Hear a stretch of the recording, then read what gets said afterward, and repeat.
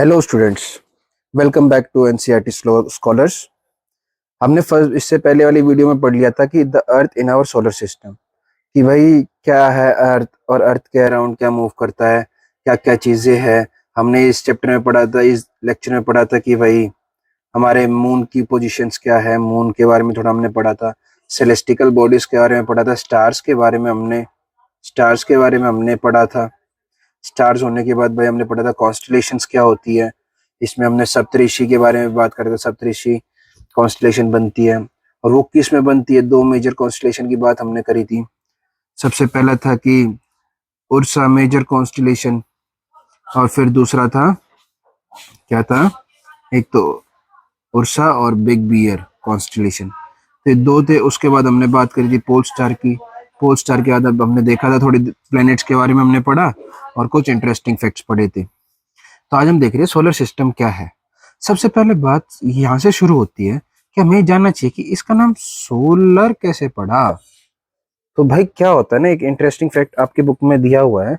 जो सोल है ना, रोमन माइथोलॉजी में क्या होता है, दी सन गॉड, और सोलर मीन्स रिलेटेड टू सन। हमने पढ़ा ना सोलर एनर्जी, तो क्या है, सन की एनर्जी से। सोलर माने सोल माने सन गॉड, तो इसलिए सोलर माने related to the sun. The family of the sun is therefore called solar system. Right down as many word of. आपके लिए एक काम है यहाँ पे कि आपको शब्द लिखने हैं using the word solar on your own as you can. जैसे कि एक हेल्प के लिए मैं आपको बोल सकता हूँ कि आपको सोलर शब्द इस्तेमाल करके आपको अपने शब्द बनाने हैं। मैं अपना शब्द देता हूँ। सोलर सिस्टम तो एक हो ही गया कॉमन, उसके बाद सोलर एनर्जी। अब आप बाकी आप सोच के कमेंट बॉक्स में बताइए। तो सोलर सिस्टम समझ में आ रहा है क्या भाई? एक फैमिली है जिसका हेड कौन है, सन है। तब देखते सोलर सिस्टम किस चीज से कंसिस्ट करता है। तो बोलता है सबसे पहले द सन, फिर है भाई सन के 8 प्लैनेट्स, फिर प्लैनेट्स के है सैटेलाइट। देखना, सन है, सन के है 8 प्लैनेट और 8 प्लैनेट्स के होते हैं सैटेलाइट्स और कुछ सेलेस्टिकल बॉडीज, जैसे कि हम बोल सकते हैं एस्ट्रॉइड्स एंड मीटरॉइड्स। और इन्हीं को कंबाइन करके हम क्या बोलते हैं कि ये सब क्या फॉर्म करते हैं, form the solar system. Solar family बोल सकते हैं, क्योंकि सोलर फैमिली इसलिए क्योंकि जो सन है वो एज इट हेड है और बाकी सन की फैमिली है। जो भी जितने प्लैनेट्स है, एस्ट्रॉइड्स है, मीटरॉइड्स है, सेलेस्टिकल बॉडीज है, वो सब सन की फैमिली है। थोड़ा सा हम यहाँ पे देख लेते हैं सोलर सिस्टम के बारे में क्या दे रखा है। इसमें देखो, आपको मैं आशा करता हूँ आपको प्रॉपरली दिख रहा होगा सारे प्लैनेट्स 8 के 8। तो ये हमारे सन है, ये सबसे नियरेस्ट स्टार है। कल लास्ट चैप्टर में हमने पढ़ा था कि जो सन है वो एक स्टार है और सबसे नियरेस्ट स्टार अर्थ से कौन, हमारी अर्थ से कौन सा है, सन है।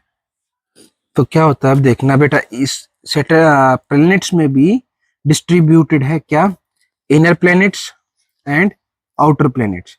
इनर प्लैनेट्स के बारे में देखते हैं पहले।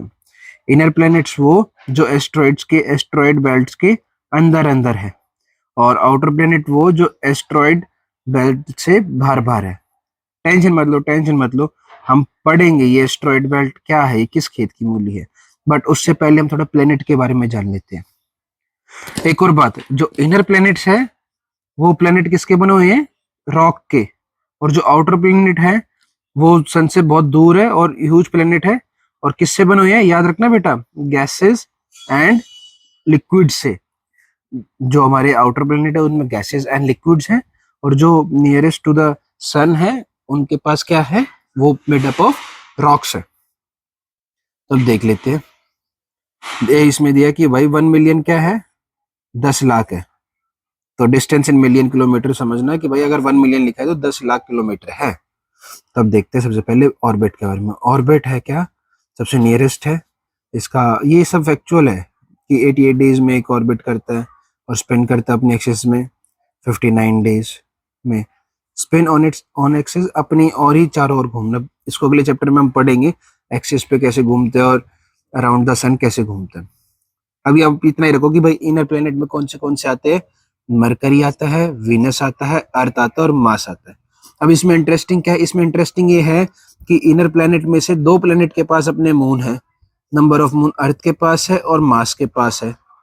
याद रखने योग्य बात कि मरकरी और वीनस के पास कोई सन नहीं है अपना, अर्थ के पास अपना सन है और मास के पास अपने सन है। तो ये क्या है, इनर प्लेनेट है। ये अर्थ के बारे में बता रहे कि भाई 365 दिन में पूरे सन का चक्कर मारता है और अपनी अपनी एक्सिस पे एक दिन में घूमता है, और इसके पास एक मून है। यही मास 60 है और एक दिन में अपना एक चक्कर और 2 मून है। आउटर प्लेनेट के बारे में देख लेते हैं। इसमें क्या है, जुपिटर, सैटर्न, यूरेनस और नेपट्यून। इसमें क्या है, अब जितना जितना दूर होता चले जाएगा अर्थ से, सन से जितना जितना दूर होता चले जाएगा प्लेनेट, उतना ही लंबा रास्ता उसको कवर करना पड़ेगा। अब लंबा रास्ता कवर करेगा तो टाइम भी ज्यादा लगेगा। तो ऐसे ही हम जैसे जैसे दूर आ रहे हैं अर्थ से, देखो 88 डेज, 255 डेज, 365 डेज, 687 डेज। अब उसी के बाद जुपिटर देखो 11 साल 11 महीने 12, मतलब 12 साल ही लगा लो। फिर और इस पे देखो सैटर्न पे 29 साल, यूरेनस पे 84 और नेपच्यून में 164 ईयर्स। क्यों? क्योंकि इनको ज्यादा रेडियस कवर करना पड़ेगा, एरिया कवर करना पड़ेगा ऑर्बिट का, इसलिए इनको ज्यादा टाइम लगता है। अच्छा, my question to you is, मैं हमने कल लास्ट क्लास में पढ़ा था कि ऐसे 3 प्लेनेट के नाम बताइए, 3 प्लैनेट्स इनके who have rings around them, who have rings around them, उनके आसपास रिंग है। ऐसे 3 प्लेनेट का आप नाम बताइए, कल की क्लास में हमने डिस्कस करा था। Now let's move forward. अब थोड़ा सन के बारे में देख लेते हैं। सन क्या कह रहा है, बोले जो सन है वो सेंटर है सोलर सिस्टम का, और किससे बना हुआ है, एक्सट्रीमली हॉट गैस से बना हुआ है। और यही हॉट गैस एनर्जी लाइट के फॉर्म में कन्वर्ट होके पूरे ब्रह्मांड को प्रकाशित करती है। इट प्रोवाइड्स द पुल। अब देखो, सोचने की बात है, मैं भी सोचता था कि यार एक अकेला मून, एक अकेला सन इतने सारे प्लैनेट्स को अपने चारों, देखो ना इस पे इतने सारे प्लैनेट्स को अपने चारों ओर घुमा रहा है और कोई किसी से भिड़ नहीं रहा, और सब अपनी अपनी जगह पे जाके अपनी अपनी जगह पे घूम रहे हैं। और ये सब कहाँ जा रहे हैं, इनका सेंटर क्या है, सेंटर पॉइंट है सन। तो यार मेरा सोचने का है कि यार सन के पास ऐसी कौन सी एनर्जी है जिससे वो सारे प्लैनेट्स को अपनी ओर एक पाथ पे फॉलो करवाता है। तो ये चैप्टर पढ़ने पे मेरे को समझ में आया कि it provides the pulling force, not pushing, pulling force. Pull देखो, आप कभी पुश और पुल आपने पढ़ा होगा, तो पुल होता है जो अपनी तरफ खींचता है, तो पुलिंग फोर्स रखता है जो कि सोलर सिस्टम को एक ऑर्बिट में, एक सिस्टम में बांध के रखता है। और द सन ही जो अल्टीमेट सोर्स है किसका, हीट एंड लाइट का for solar system. But that remaining heat is not felt so much by us because despite of our, देखो कितना किलोमीटर दूर है सन से अर्थ, अर्थ से सन 150 मिलियन किलोमीटर। अभी हमने पढ़ा था 1 मिलियन इक्वल्स टू 10 लाख। अब देख लो 150 मिलियन किलोमीटर कितना दूर है। उसके बाद भी आप आगे फैक्ट्स में पढ़ोगे, उसके बाद भी कि जो सन से जो लाइट ट्रेवल करती है वो कितने उस पर करती है, 3 लाख किलोमीटर पर सेकेंड। और अर्थ पे कितनी देर में आती है, अर्थ पे आती है अबाउट 8 मिनट। तो कितनी तेज रफ्तार से लाइट ट्रेवल कर रही है कि पृथ्वी पे 8 मिनट में पहुंच रही है, और 3 लाख किलोमीटर पर सेकेंड के हिसाब से लाइट ट्रेवल कर रही है। तो मैं आशा करता हूँ आपको ये समझ में आया होगा सन के बारे में। आप देख लेते हैं थोड़ा सा इस वर्ड ओरिजिन के बारे में पढ़ लेते हैं। इजी वे होता है वर्ड ओरिजिन ना। वर्ड ओरिजिन क्या होता है कि भाई एक हमने मूल शब्द ले लेते हैं और उस मूल शब्द से कौन से शब्द ओरिजिनेट होते हैं। तो जैसे हमने यहाँ पे जियो, जी की बात करी है। जी माने की अर्थ, ग्रीक वर्ड है, 2 वर्ड है, ग्री माने की अर्थ एंड ग्राफिया माने की राइटिंग।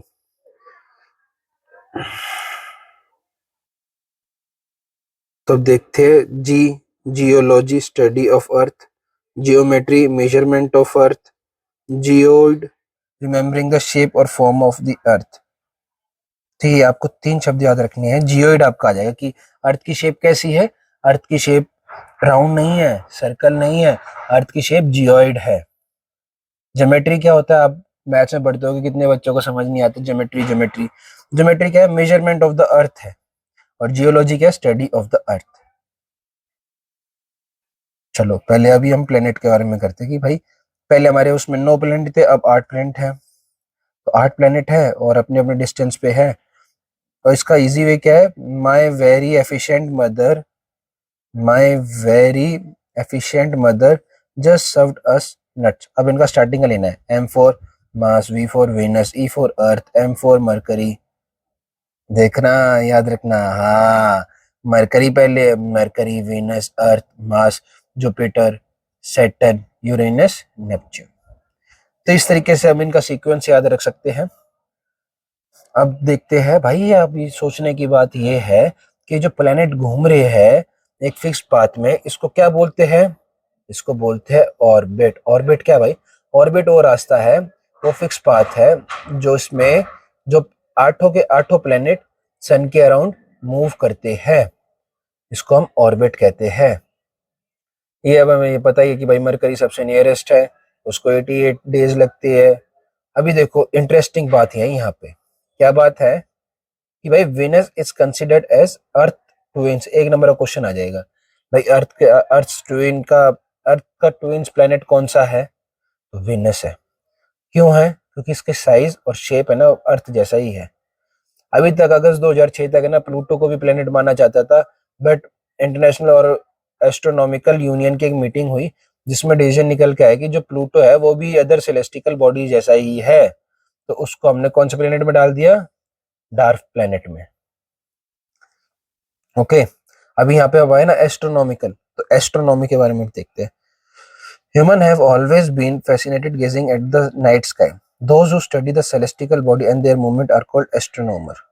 अभी देखना एस्ट्रोनॉमर किसे बोलेंगे? कौन होता है एस्ट्रोनॉमर? जो स्टडी करता है क्या? सेलेस्टिकल बॉडीज को और उसकी मूवमेंट्स को। जो आर्यभट्टा था वो एक फेमस एस्ट्रोनॉमर था। आर्यभट्टा का नाम सुना हुआ है ना? तो इंडिया का एंशिएंट टाइम का बहुत फेमस एस्ट्रोनॉमर। तो क्या था, वो रात को तारों को और उनकी पोजीशंस को स्टडी करते थे। He said that the moon and the planet shines due to reflected sunlight. Today astronomers all are very busy exploring. तो उन्होंने बहुत पहले बता दिया था कि भाई जो अर्थ और जो मून है ना जिसकी वजह से प्रकाशित हो रहे हैं वो रिफ्लेक्टेड लाइट है, माने कि वो सन की लाइट है जिससे रिफ्लेक्ट होके ये प्रकाशित हो रहे हैं। चलो अब बात करते हैं अर्थ की। The earth is the third nearest planet to the sun, पता है। साइज और साइज के हिसाब से वो फिफ्थ लार्जेस्ट प्लेनेट है। थोड़ा सा चिपटा है पोल्स पे से, तो इसलिए इसकी शेप को क्या बोलते हैं? Geoid. Geoid means an earth like shape. अब क्यों भाई अर्थ ही क्यों? हम अर्थ ही पे क्यों रह रहे हैं और अर्थ ही प्लेनेट को इतनी वो क्यों दी जा रही है इंपॉर्टेंस? क्योंकि यहाँ पे कंडीशनल फेवरेबल है। किस चीज के लिए कंडीशन फेवरेबल है? किस चीज के लिए? लाइफ के लिए। ये यहाँ पे जीवन संभव है। क्यों? ना तो ये the earth is neither too hot, ना तो ज्यादा गर्म है ना ये ज्यादा ठंडा है। इसी यहाँ पे पानी भी, हवा पानी भी है भाई, जो कि बहुत जरूरी है जीवन जीवित रहने के लिए। और एयर के पास लाइफ सपोर्टिंग गैसेस है। एयर में भी लाइफ सपोर्टिंग गैसेस है, ऑक्सीजन। अगर ऑक्सीजन नहीं हो तो क्या हम जीवित रह पाएंगे? इसी रीजन की वजह से जो अर्थ है उसको यूनिक प्लेनेट बोला गया। अच्छा, कई कई जगह बोला जाता है कि जो अर्थ है वो ब्लू प्लेनेट भी है। क्यों ब्लू प्लेनेट है? क्योंकि 2/3 सरफेस जो है अर्थ का पानी से कवर है। I hope you got it. Let's move forward. अब भाई बात करते हैं मून की। मून की बात आती है तो मून बोलते हैं कि अर्थ की एक ही सैटेलाइट है, नेचुरल सैटेलाइट है जिसको बोलते हैं moon. Its diameter only 1/4 that of the अर्थ। जो इसका डायमीटर है पूरा ना एक क्वार्टर जितना है अर्थ का। अभी हमें इतना बड़ा क्यों लग रहा है जब इतना छोटा है? क्योंकि ये सिर्फ मात्र 3,84,000 किलोमीटर अवे, ज्यादा दूरी नहीं है। इसलिए अब देखो, हमने पढ़ा था कितना, 15 मिलियन किलोमीटर। और 1 मिलियन होता है कितना? 1 मिलियन होता है 150, 50 नहीं 150 मिलियन किलोमीटर। और 1 मिलियन होता है 10 लाख किलोमीटर अवे सन। और ये कितना? मात्र 3,84,000 किलोमीटर अवे। तो ऑब्वियसली छोटी चीज भी बड़ी दिखेगी जब हम उसको नजदीक से देखेंगे, और बड़ी चीज भी छोटी दिखेगी जब हम उसको दूर से देखेंगे। तो इसलिए हमें मून ज्यादा बड़ा दिखाई देता है सन के regarding. The moon moves around. अभी देखना यार, हम एक इंटरेस्टिंग बात है, ऐसे बोलते हैं कि हमें आधा ही मून दिखता है, half side of moon is visible to earth. Why so? Question आ सकता है कि ऐसा क्यों है कि आधा ही मून दिखाई देता है? क्योंकि जो मून मूव करता है ना अर्थ के चारों ओर वो भी 27 दिन में करता है, और जो वो अपनी एक्सिस पे जो स्पिन करता है वो भी सेम टाइम में करता है, माने कि अपनी जगह पे भी गोल गोल घूमना और अर्थ के भी गोल गोल घूमना, तो इन दोनों का डे सेम है, इसलिए सिर्फ हमें एक ही साइड मून की दिखाई देती है। मून के पास कोई कंडीशन नहीं है जीवन जीवित रहने की, माउंटेन प्लेन्स तो है तो सही, बट का शेडो पे हमें दिखाई देता है। अगर आप कभी मून को देखोगे ना, तो मून पे आपको दिखाई देंगे mountains, plains and depression, depression माने कि गड्ढे। अच्छा, ये सैटेलाइट की बात हो रही है। सैटेलाइट क्या है? सैटेलाइट भी एक सेलेस्टिकल बॉडी है जो कि प्लेनेट के अराउंड मूव करती है। याद रखना, प्लैनेट्स किसके अराउंड मूव करते हैं? सन के। और सेलेस्टिकल बॉडी किसके अराउंड मूव करती है? सैटेलाइट किसके अराउंड मूव करती है? प्लैनेट के। अब ह्यूमन मेड सैटेलाइट भी होते हैं, आर्टिफिशियल सैटेलाइट हम भेज रहे होते हैं, हम जीपीएस चलाते हैं, कैसे क्यों चलता है? वेदर टेम्परेचर लेते हैं तो कैसे पता चलता है? ये सैटेलाइट के द्वारा। अब ये सैटेलाइट कौन सी है? ये सैटेलाइट है ह्यूमन मेड सैटेलाइट, है ना। इंफॉर्मेशन गैदर करती है यूनिवर्स की और कम्युनिकेट करती है। Carried by rocket placed on around the earth. अब देखो कैसे, आपने सुना है ना, रॉकेट लॉन्च होता है, रॉकेट लॉन्च होने के बाद रॉकेट कब तक फोर्स लगाता है? जब तक कि वो अर्थ के ऑर्बिट को क्रॉस ना कर दे। अर्थ के ऑर्बिट को क्रॉस करने के बाद क्या करता है? वो फ्री हो जाता है, उसका एक हिस्सा वापसी अर्थ में चले जाता है, और जो सैटेलाइट है वो ऑर्बिट में एंट्री कर जाती है। बस एंटर करवाने का, प्लेस करने का, उसके बाद ऑटोमेटिकली सैटेलाइट अपने आप ही उस प्लेस के चारों ओर घूमने लग जाएगी। ओके, अब देख लेते हैं एस्ट्रॉइड्स और मेटेरॉइड्स भी एग्जाम में आ जाते हैं, इंपॉर्टेंट होते हैं। एस्ट्रॉइड्स क्या कह रहा है? बोल रहा है कि भाई apart from star, planet and satellite, there are numerous tinies body, बहुत छोटी छोटी बहुत सारी और भी बॉडीज है स्टार, प्लेनेट और सैटेलाइट के अलावा, जो कि सन के चारों ओर घूमती है। इन्हीं बॉडी को हम एस्ट्रॉइड बोलते हैं।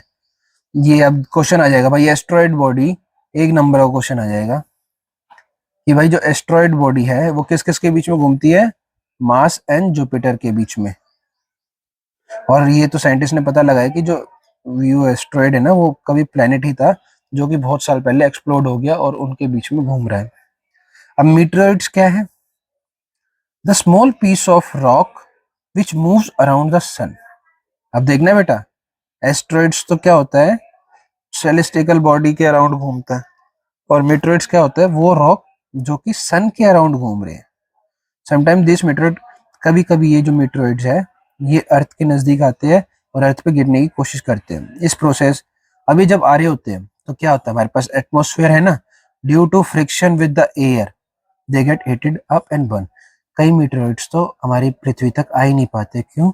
क्योंकि हमारे पास वातावरण होता है, एयर है, तो एयर की फ्रिक्शन से वो जल जाते हैं और वहीं नष्ट हो जाते हैं। ये जैसे आपने कभी सुना ये टूटता हुआ तारा, तो ये वही होते हैं, मीटरॉइड्स होते हैं जो कि बर्न होने के बाद मूव करते हैं। समटाइम्स अ मीटरॉइड, और आपने कई बार देखा होगा कि भाई पृथ्वी पे बाहर से आके कुछ गिर गया, तो क्या होता है? वो कोई मीटरॉइड है जो कि जला नहीं, डायरेक्टली अर्थ पे आके गिर गया। अब आगे बात करते हैं किस चीज की? भाई हमारे अर्थ है, ठीक है। अभी अब देखो, अभी हमने क्या जाना? हमने जाना कि भाई प्लैनेट्स है, प्लैनेट का प्लैनेट का मेन हेड है सन। अब मेरे दिमाग में, हमारे दिमाग में आना चाहिए कि यार ये जो सन है, ये जो प्लेनेट है, ये भी तो किसी चीज में होंगे ना कोई भी चीज तो इनको स्पेस दे रही होगी जिनके बीच में ये सब ऐसे मूव कर पा रहे हैं और आराम से अपनी अपनी गति से चल पा रहे हैं। हाँ, तो हमारे साइंटिस्ट ने पता लगाया था कि क्या हम जिस उसमें रह रहे हैं, ऐसी एक गैलेक्सी है जिसको बोलते हैं मिल्की वे गैलेक्सी। अब भाई ये क्या है मिल्की वे गैलेक्सी? अब जैसे हमने भी देखा कि जो सन है वो भी एक स्टार है, और ऐसे हम बहुत सारे स्टार्स अपने नाइट स्काई में हमें देखने को मिलते हैं। तो ये जो क्या है ना, cluster of millions of stars है, बहुत सारे स्टार्स एक जगह जहाँ पे आके क्लस्टर होते हैं, उनको हम गैलेक्सी बोलते हैं। तो मिल्की वे गैलेक्सी है जहाँ पे पृथ्वी, सन, सोलर सिस्टम एग्जिस्ट करता है।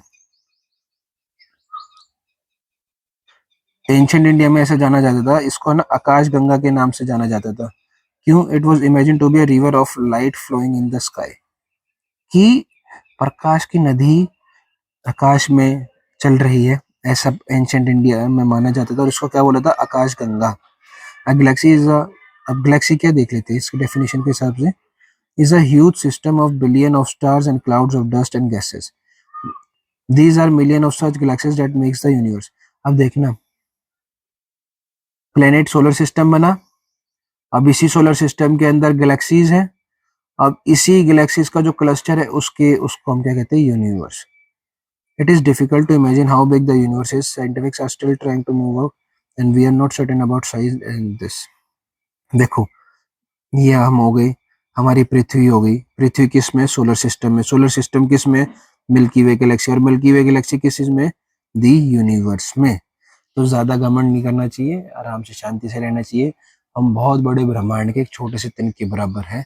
अपने आप को ज्यादा एटीट्यूड या फिर ज्यादा घमंड नहीं करना चाहिए. इंसानी रूप से इंसान की भावनाओं के साथ रहना चाहिए. तो यहाँ पे हमारे चैप्टर कंप्लीट होता है. आपको कोई डाउट होगी तो आप मेरे से पूछ लेना कमेंट सेक्शन में.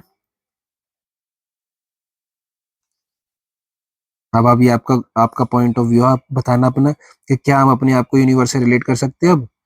अब हम देखो अर्थ पे है और अर्थ पार्ट है सोलर सिस्टम का, सोलर सिस्टम पार्ट है मिल्की वे गैलेक्सी का, मिल्की वे गैलेक्सी पार्ट है यूनिवर्स का. हम कैसे फिट होते हैं इस पिक्चर में, ये क्वेश्चंस है. अब मैं आशा करता हूँ अगर आपने दोनों वीडियो आराम से ध्यान से देखी होगी तो आपका एक भी क्वेश्चन मिस नहीं होएगा और आप डायरेक्टली आंसर दे पाओगे. मैं आशा करता हूँ आप इन क्वेश्चंस को अटेम्प्ट करें और कमेंट सेक्शन में इनके आंसर लिख के भेजें. कोई डाउट हो तो आप मेरे से पूछिए, मैं आपकी डाउट क्लियर कर दूंगा. ये है, इनको हम बाद में देखेंगे आगे आने वाली क्लासेस में. Thank you. और आपको कोई डाउट है तो आप मेरे से पूछ लेना.